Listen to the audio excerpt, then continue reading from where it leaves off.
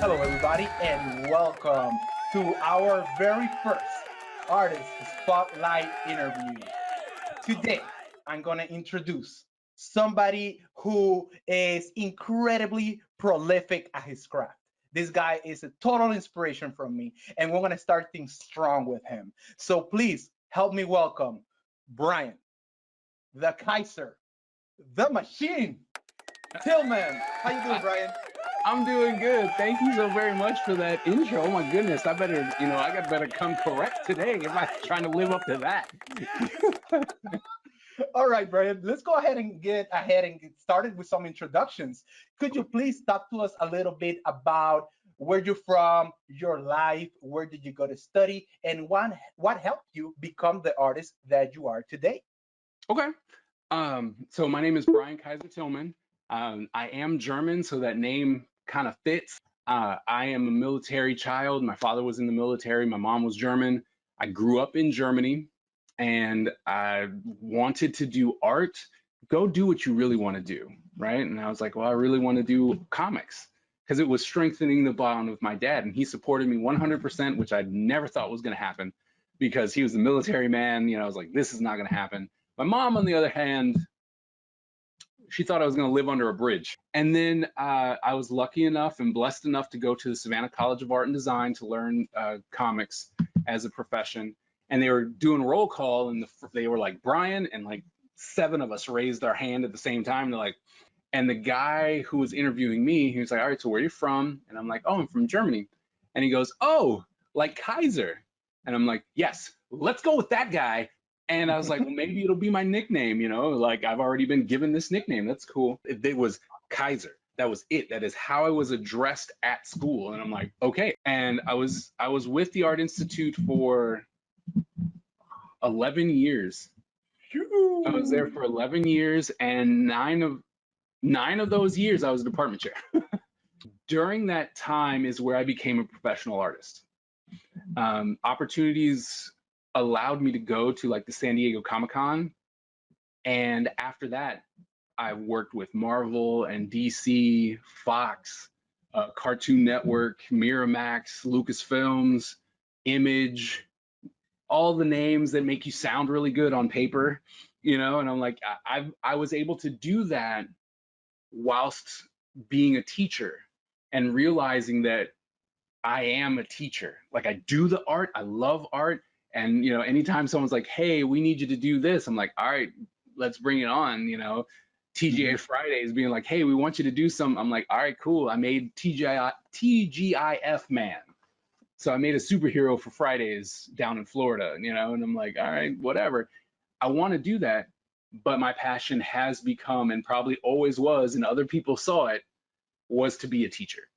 And now I'm at Montgomery College teaching illustration, and I'm having a blast. Like, it is one of the best things ever. And then, I fall back and I'm like, oh, I have a deadline with Marvel that I need to finish. So Wow. there you go, Um, long-winded. that's wow, that's an amazing trajectory, man. Thanks for sharing all that. My next question would be, can you share with us a little bit about the projects? I know you have a book, you have your cards game. Go ahead and talk to us a little bit Oh about some of the man. projects you worked on. So I have written two books on character design. They're called Creative Character Design. And the thing that I am very proud about with these two books is that it's not a how to draw book. There's so many how to draw books out there, and mine's not that. It's literally a theory book. It is an intro level theory book on character design. It's stuff that you need to think about before you start drawing. Who's your audience? What's the color theory for your audience? What is your silhouette going to look, like how do the shapes affect your silhouette? What archetypes, the story that you're doing, and I have two chapters on story. Two chapters on story, which most people don't do. If you have truly written an intro level book, those who no longer need it will hate it. And I was like, I wrote an intro book. You made it. You made it. All right, cool. So that was really cool. I did design a game, and Upper Deck bought my game. Yeah, Yes. they bought it. They bought it. They promoted it. Yeah, 2018. It was the centerpiece for their Gen Con booth. So I have this game that's out there. It's been published. It's worldwide. I think it's a fantastic game. And then I guess lastly, the project that I'm really working on is called Ninja Empire. And Ninja Empire is my magnum opus to the world, right?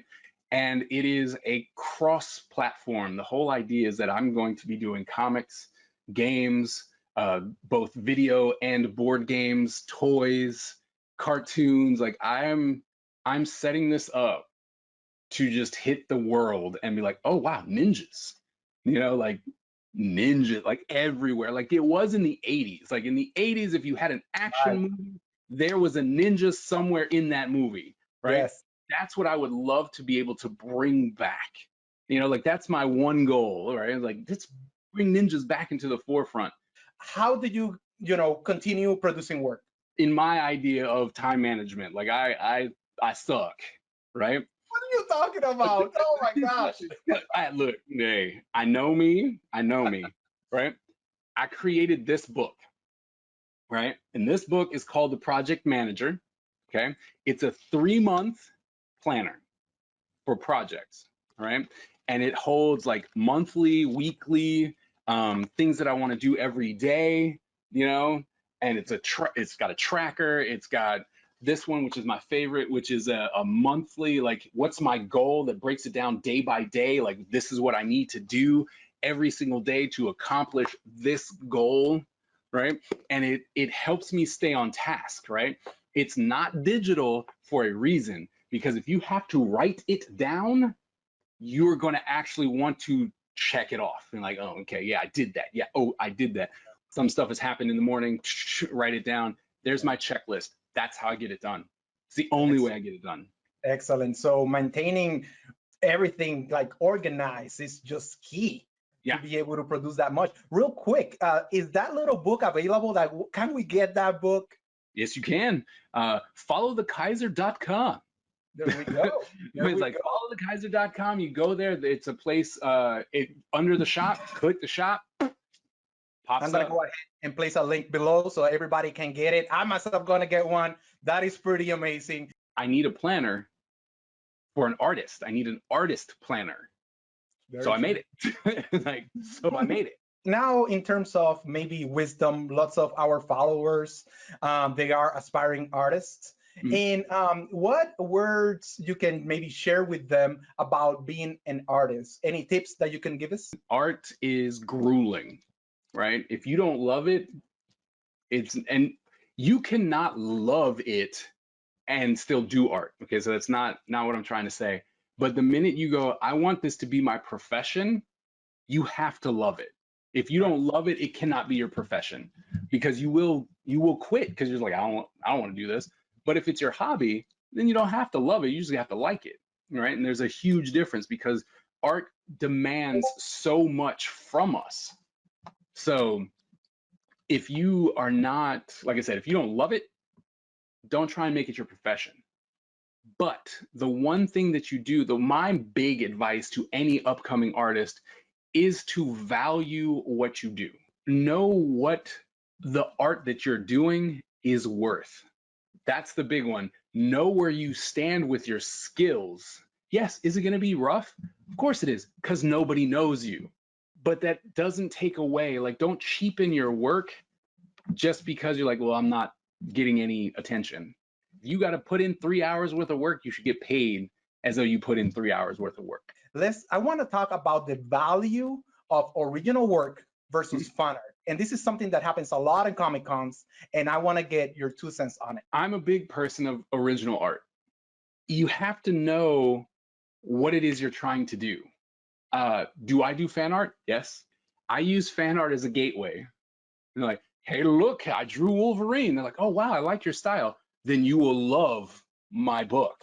You're like, oh, you're doing something else? Wolverine generally stays on the table, and they pick up my book. I like I said, I'm a big proponent of you should do your own work. So I would encourage you, like Bryan just mentioned, do your own work. Yes, it's going to be tough. Yes, people will not buy it. That's okay. You're putting your stuff out there. Do not be afraid to fail. The one thing that comes off of that though is if you are constantly doing your own thing, then people will all of a sudden take notice that you are actually doing your own thing. They will give you the attention, and what happens is all of a sudden you become an overnight success, right? If you love it and you want it to be your profession, you're willing to put in the time. And if you're going to put in the time, why not go ahead and put in the time in your own stuff? There's a saying, I'm probably butchering it, but it goes somewhere around the fact that it takes 10 years to become an overnight success. Bryan, this has been amazing, incredible. Thank you so much. Thank you. Real quick, I would like you to, if anybody would like to get in touch with you, follow you, where can we do that?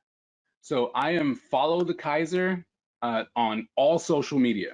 So if you have a special platform, I'm on there as Follow the Kaiser. And then if you are interested in finding out what Ninja Empire is about, please go ahead and head on over to my Patreon, and it's patreon.com/Ninja Empire. All one word. Perfect. We'll have all those links down below. Thank you, Bryan, so much for your time. Absolutely. I really appreciate it. It's been an honor having you in our show here today. And, we're starting strong and we'll keep on being creative. Thank you so much. Thank you for having me. It was awesome.